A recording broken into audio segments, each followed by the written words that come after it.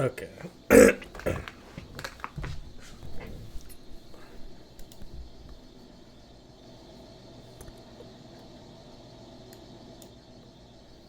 Alright, sorry guys. YouTube just keeps changing everything about how you stream. It's really annoying. But hey everybody, welcome to Picking Bones. Just making sure everything's working alright. I think we're good. It's really annoying. Alright guys, so I think we've got a pretty exciting video today. Sorry if I sound a bit off. I'm kind of sick right now, but got a good video lined up for you here, I think. So if anybody's got any questions, try to save those for the end of the video, and then you can hit me with an @PickingBones at the end of the video when I ask for it, and try to do some questions at the end of the live stream. So let's get started though. Today we're going to be talking about Israeli intelligence and how it connects to so many things. I've got a lot of pieces of the puzzle connected here today, and it's quite relevant because Israel has just been accused of planting mysterious spy devices near the White House. And the U.S. government concluded within the past 2 years that Israel was most likely behind the placement of cell phone surveillance devices that were found near the White House. It says, unlike most other occasions when flagrant incidents of foreign spying have been discovered on American soil, the Trump administration did not rebuke the Israeli government, and there were no consequences for Israel's behavior, one of the former officials said. Miniature surveillance devices, colloquially known as stingrays, mimic regular cell towers to fool cell phones into giving them information. So they were picking up data from calls around the White House, it looks like. But yeah, Trump has denied that he thinks this is what actually happened. President Trump said on Thursday that he did not believe the report that Israel was behind the placement of devices around the White House. He said, "I don't believe that. No, I don't believe the Israelis were spying on us. I would really find that hard to believe." Oh man. That's gonna get you'll see how funny that is as this video progresses. If you don't already get how ridiculous that is, of course they're spying on us. Every intelligence agency is spying on every other intelligence agency and on all the big power players, obviously. So we're going to focus our investigation though on this organization. It's really weird, called Black Cube, and this is a select group of veterans from Israel's elite intelligence units that specializes in tailored solutions to complex business and litigation challenges. Okay, that's interesting. So these guys are a private intelligence agency from Israel, and they're basically made up of former Mossad agents and other intelligence agents. So here's a Times of Israel article that talks about some of the various private intelligence agencies that have arisen. And it starts off by talking about Sabra. It says that the rise of anti-Semitic acts globally has prompted Jewish communities and institutions to seek out the security services of Israel firm Sabra Intelligence Solutions. We're not really going to dig into Sabra in particular, but this article talks about Sabra, which is another one of these private organizations. But we also have Black Cube, of course, and cybersecurity firm NSO. Black Cube has been involved in all sorts of shady stuff, including working to discredit Obama administration officials who helped negotiate the Iran nuclear agreement. So they're trying to sabotage that nuclear agreement. And we also have Black Cube. The thing that's brought them to most people's attention is the Harvey Weinstein scandal, because Harvey hired Black Cube. Now, Israel, I'm not going to go through this article, but Israel does work closely with these private intelligence agencies. It allowed them to work out of a military intel base, and around the time it offered other customers that it spy on former ministers and government officials. So this is just like a very blatantly evil organization. They're tied up in all sorts of terrible stuff, but they're working directly with Mossad and the Israeli government often. Now, Ehud Barak is the former prime minister of Israel, and he is an important figure in this in these things that we're going to look at. Now, Ehud Barak's name is one of the names that is circled. This is Jeffrey Epstein's little black book of contacts, and all the circled names are supposed to be key figures in understanding the human trafficking operations going on. And so Ehud Barak is circled. Now, this article came out.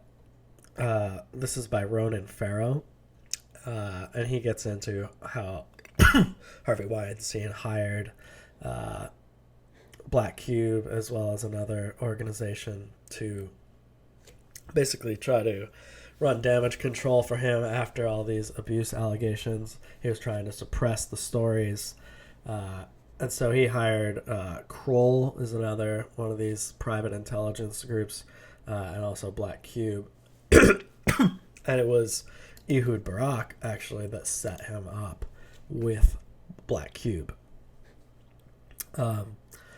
So Black Cube got involved with Rose McGowan, two private investigators using false identities, continually met with Rose, who had publicly accused Weinstein of rape. And they were trying to extract information from her, and they had numerous people posing as investigators or claiming to be victims of sexual assaults as well, or claiming to be activists working in this field. And so they had all these people talking to Rose McGowan, trying to figure out what she was going to say, what she had, and who else was talking. So, pretty interesting. The goal, according to two sources with knowledge of the effort, was to pass McGowan to another operative to extract more information. On October 10th, the day the New Yorker published my story about Weinstein, Philip reached out to McGowan in an email. "Hi, love," she wrote. "How are you feeling? Just wanted to tell you how brave I think you are." Man, these people are so evil. So they were manipulating victims of sexual assault and trying to silence them and silence this story. So this is Kroll. I didn't really look much into Kroll, but it's another one of these private intelligence organizations. Now, Anthony Bourdain is another guy who mentioned Black Cube. He had tweeted this: "There's a nauseating symmetry. Both Trump and Weinstein used AMI, Inquirer, and Black Cube, Israeli private intel, to do their dirty work." Now, Anthony Bourdain seems like he may have been involved with intelligence himself. And that might sound weird to people, but chefs and people into food and certain professions allow people access to all sorts of powerful individuals. So you can be a chef, and that might allow you to get close, or work in the food industry, and this could get you close to all sorts of powerful individuals. Julia Child, for example, was an OSS agent. And the OSS is the agency which would turn into the CIA eventually. But Uh, Julia Child worked with the OSS Emergency Sea Rescue Equipment Section, where she helped develop shark repellent. Julia Child helped create shark repellent to prevent sharks from blowing up explosives ahead of time. But Julia was pretty high up in the OSS. It says she served as chief of the OSS registry. Julia, having top security clearances, knew every incoming and outgoing message that passed through her office, as her registry was serving all the intelligence branches. So she was like, not just an agent, like she was high up in the organization. Then she married an OSS officer. And this kind of says then she goes to cooking school and just becomes a great chef. But it seems obvious that she was an intelligence asset for her entire life, and becoming a chef opened more doors for her in that realm, just like Anthony Bourdain. We're not going to look at too much, but I just thought it was interesting that he points out Black Cube and says that Trump also was tied to Black Cube. So now there's this. This also ties into promise, because as you'll see, we're gonna start to dig into another important connection between Epstein and Ehud Barak, involving technology systems. And so there's this software developed though called Promise, and it had the ability to combine disparate databases and track people by their involvement with the legal system. Hamilton and others now claim that the DOJ has modified Promise to monitor intelligence operations, agents, and targets instead of legal cases. So Promise is a system that it's been used by intelligence agencies to scan through information and basically predict potential threats. And this software has continually evolved over time. So Jeffrey Epstein entered this partnership worth millions with Ehud Barak in 2015. In 2015, Barak set up this limited partnership where he was the sole shareholder. The company invested in Reporty Homeland Security and became a major shareholder. Last year, Reporty changed its name to Carbine. This is a very important company. This company develops call handling and identification capabilities for emergency response services. Haaretz has learned that Epstein financed a considerable part of the investment, thus becoming a partner in the project. So these guys were tied up in this company called Carbine. This article goes into some of Epstein's connections. And it says, it starts off, we're going to start on this article, is with this Acosta quote, where he says that he was told Epstein belonged to intelligence and to leave it alone. So if you haven't heard that before, yes, Acosta had been specifically told to not go after Epstein because of his intel ties. And the question remains, it says, would the U.S. intelligence community have allowed a sexual predator who strongly believed in eugenics to operate a sex trafficking operation for minors for years on American soil? Yes. The U.S. intelligence community and the Israeli intelligence community, this is what they do. It's what they've done for a long time. They're very evil organizations. says Epstein worked closely with Israel at the forefront of a private initiative to bring cutting-edge Israeli military intelligence technology to the private sector, available to the highest bidder. So this is going to get into some incredibly Orwellian, shocking stuff, really. Officially, Carbine provided high-tech solutions for emergency centers. In reality, it existed in a gray area, giving it unprecedented access to private information with significant potential for privacy abuse. Carbine provides a service for police emergency centers, providing complete access to the caller's camera and GPS, providing the dispatcher with a live video feed. Operating beyond any nation's complete oversight, Carbine had no restrictions to transfer technology to autocratic leaders that regularly violate human rights. So this Carbine technology, this is why I brought up Promise, it seems like a continuation of that tech. But it's becoming more and more advanced, and it's this vast database system that can scan information, particularly scan for potential threats. So now we're going to go into the Chinese connection.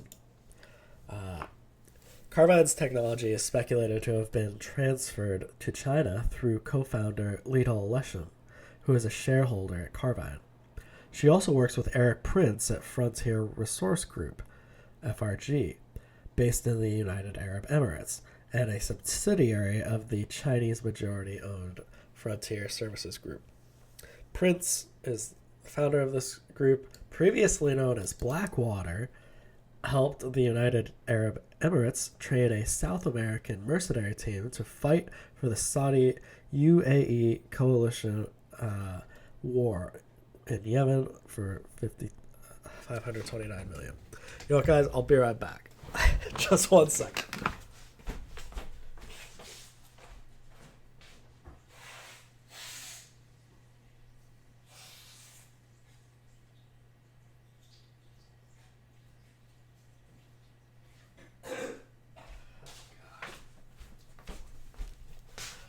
Sorry about that. I just want to be able to breathe while I do this. So not long after, FSG was involved in China's crackdown on Muslim communities. So the group formerly known as Blackwater was involved in this crackdown, and they helped to build facilities to detain 1 million people, putting 13 million under surveillance. In particular, FSG was slated to help build the notorious retraining camps to hold ethnic Uyghurs and Muslims. Human Rights Watch revealed that the Chinese authorities began to use an application much like Carbine to surveil Uyghurs. Carbine's first 911 surveillance contract was installed in Fayette County in the U.S. state of Georgia in 2018. The same time, China's nearly identical mass surveillance program was launched. Oops. That is not what I meant to do. So we have this Carbine system being rolled out across the United States now, and some of the states already have this Carbine technology.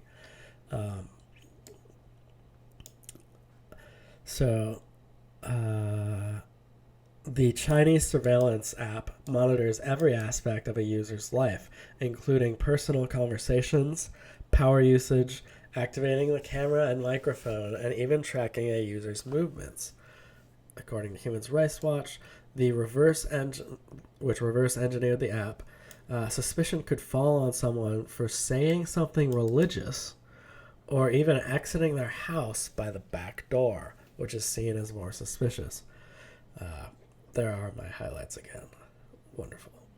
So, yeah, truly horrifying technology that has already been used on a Orwellian level in China, but it's being laid out in America as well. Dark matter, a United Arab Emirates surveillance and intelligence group employing former NSA operatives, was built on the back of a larger initiative to modernize the Emirates' intelligence operations and military operations. So they all, yeah, the group took part in the Arab Future Cities Conference in 2015, where it presented a vision of smarter, tech-driven cities, which caught the eye of Chinese officials.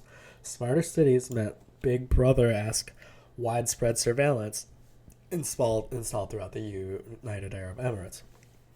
So these are smart cities that we're talking about. Only 2 years later, Dark Matter signed a global strategic memorandum of understanding with Huawei, a leading Chinese company, for the same big data systems and smart city solutions. The middleman, none other than Eric Prince, who had gone from working for the Emirates to working for a Chinese billionaire. So this ties into smart cities, which basically the goal of the elites is to eventually push us all towards these smart cities where they will have complete Orwellian control. And so these crazy Orwellian companies that have this software that can already spy on people so much are tied up in these smart cities.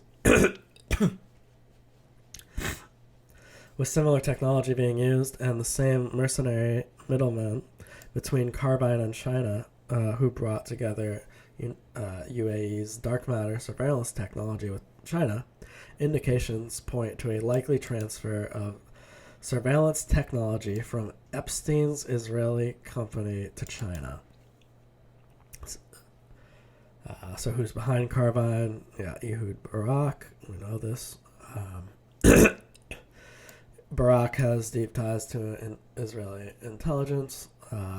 The former general faced charges of war crimes, but escaped arrest due to diplomatic immunity. Oh, diplomatic immunity. Wow. What a wonderful thing for the world. But even Barak is only the tip of the iceberg. Gets into some of the other connected people, like Lesham, who was a co-founder and worked for Black Cube before going to work for Prince.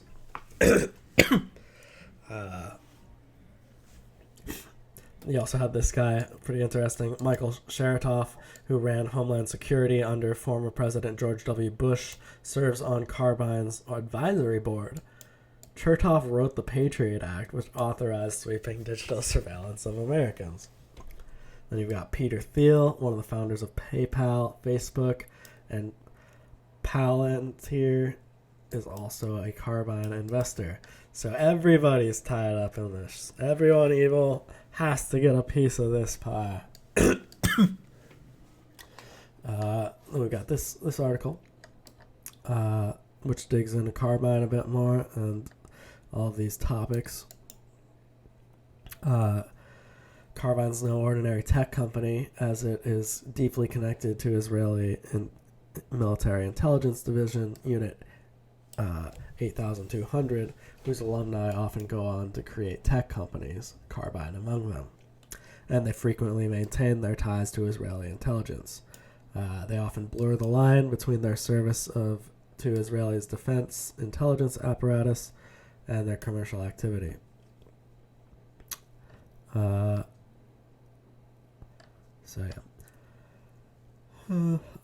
These tech companies, these 8,200 linked tech companies, have previously received U.S. government contract to place backdoors in the entire telecommunications system.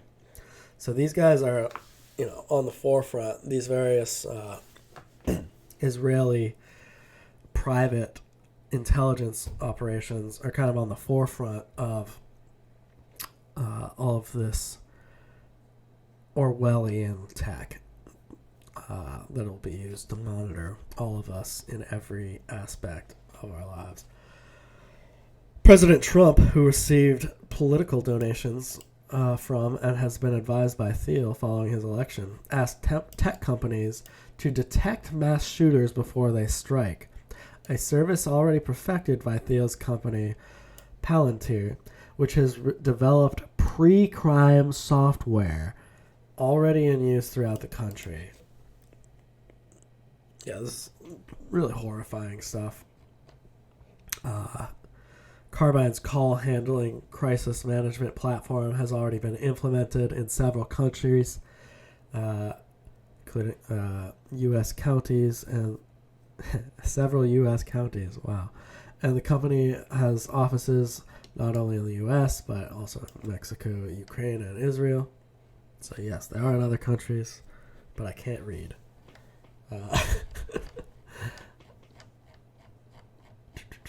This is a very long, in-depth article. It's Mint Press News.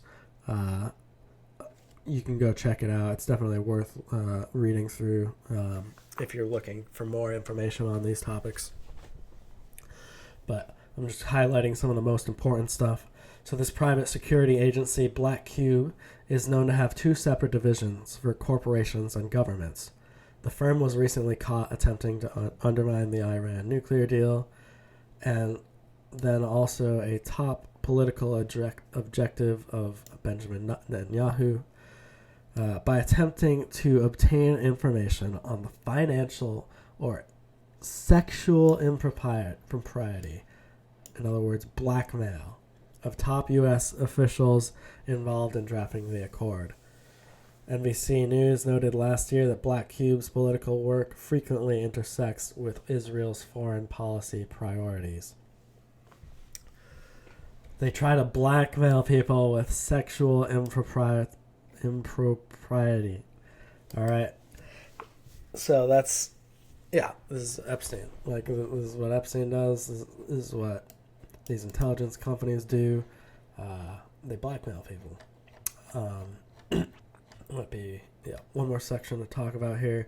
He connects this article, connects the Promise software, like I was talking about. Now, the Promise software, there was a bugged version that was basically giving backdoor information to Israeli intelligence, and this software was used by intelligence agencies around the world. So this got Israel a backdoor intelligence system everywhere. And linked to all of this, we've got Robert Maxwell, who was the father of Ghislaine Maxwell. And he may have ended up with, he helped facilitate all this transference of the Promise software. So while the Promise software is best known for offering Israeli intelligence a backdoor into as many as 80 intelligence agencies, it's also linked to prominent officials linked to Iran-Contra, one key figure being Lieutenant Colonel Oliver North. Then serving the National Security Council, he decided to use Promise neither for espionage nor foreign policy.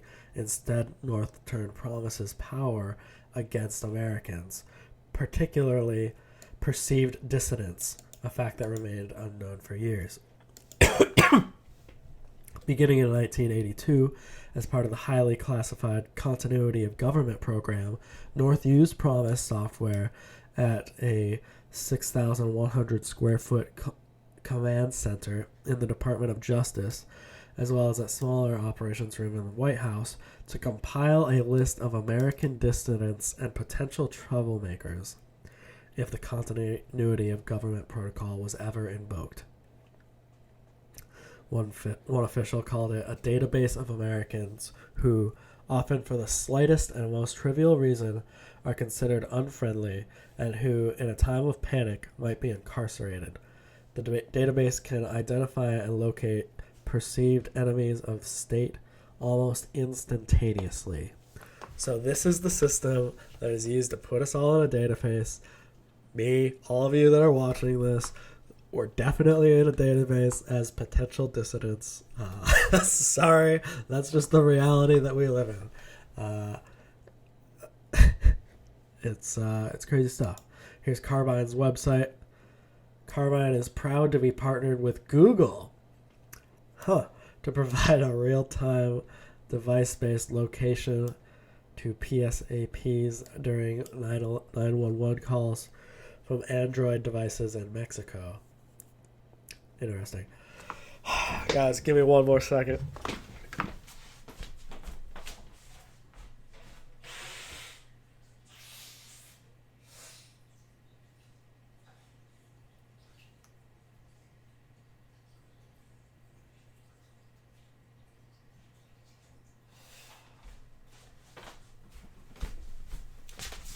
Sorry, I guess I could have waited to make this video, but the Illuminati doesn't sleep, so neither do I.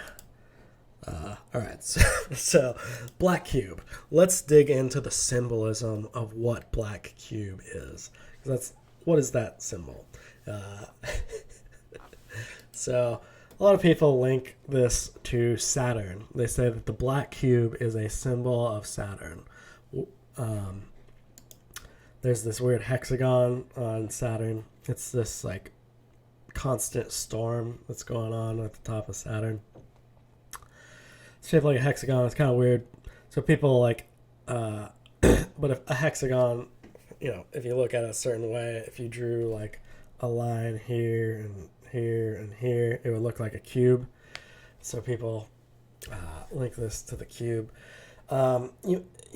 I've heard of this before, but I had never really looked into it much. And basically, I think it's all bullshit. I can't find anything that links the Black Cube to Saturn. Most of the things that are talking about this are like really crappy old blogs or like totally new age nonsense sites like Ascension Glossary, which says the Yahweh matrix is connected, great language, into a black cube matrix held through Saturn that is siphoning life force from our universal time matrix and routing it back into their black hole system. All right, this is a little too retarded for me, guys. Let's move on. Where did this come from? It seems like it came from David Icke. I read a comment that said Jordan Maxwell actually was talking about this first. But these are shills. These guys are prominent figures in like the truth movement, or at least they used to be. But they mix in a lot of nonsense and just total bullshit in with truth.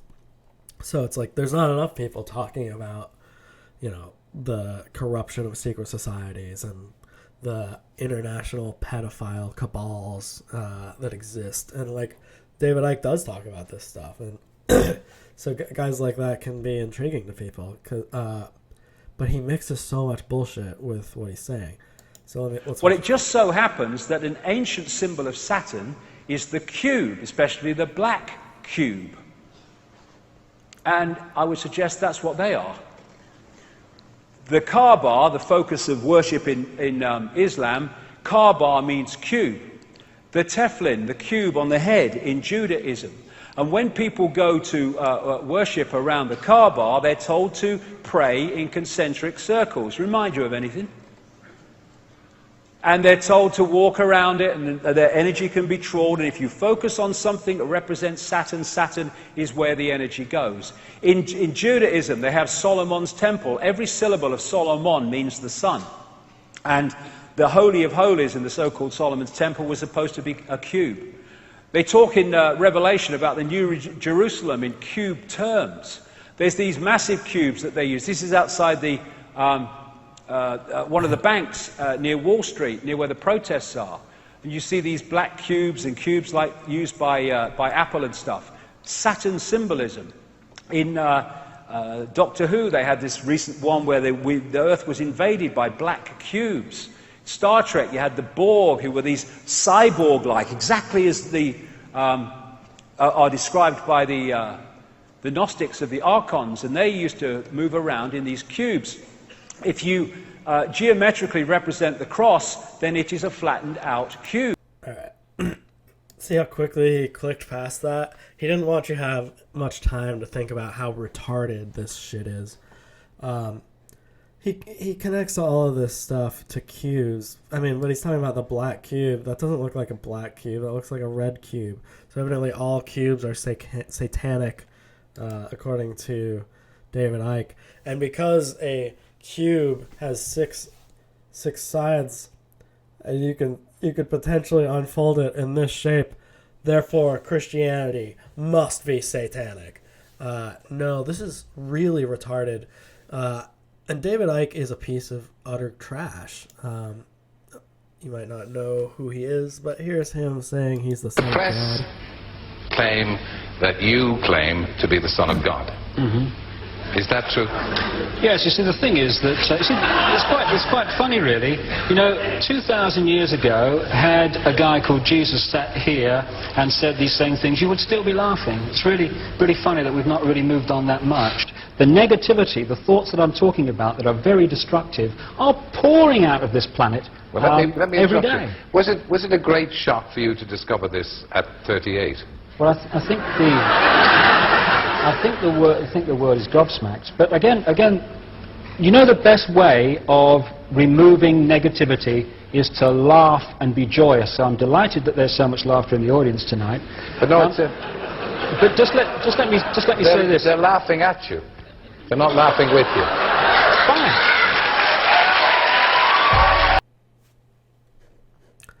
David Icke is a ridiculous figure. If you want more to see on how David Icke is full of crap, or Jordan Maxwell is full of crap, you can check out Chris White's debunkumentaries. He has really great long documentaries that go through and just show all of the multitude of lies from guys like Icke and Maxwell. But something that these guys like this are doing is they're pushing essentially Masonic views, like what he's doing with language. The here, Holy like of Holies in the so so-called Solomon's Temple was supposed to be a cube. These are They talk in all sun, like that they just crammed a bunch of words for the sun together. This is something that Masons will do. It's etymologically retarded. You know, anyone can study etymology and see how bullshit, like what Masons and these types of people do by cramming unrelated words together. You can look at like the roots of these words and where they actually came from and easily debunk a lot of these types of nonsensical claims. David Icke, evidently not totally irrelevant. I mean, this has like 120,000 views from the London Reel. They interviewed David Icke, and he talks about stuff like 9/11, which is, yeah, 9/11, we were lied to about it. Like, there's a lot of bullshit here. And most, you know, I didn't watch this. I imagine most of what he's saying about 9/11 is accurate, though. But it's then this New Age Masonic bullshit, like theosophy, that these guys are pushing at the same time. And, you know, another famous video that did this was Zeitgeist.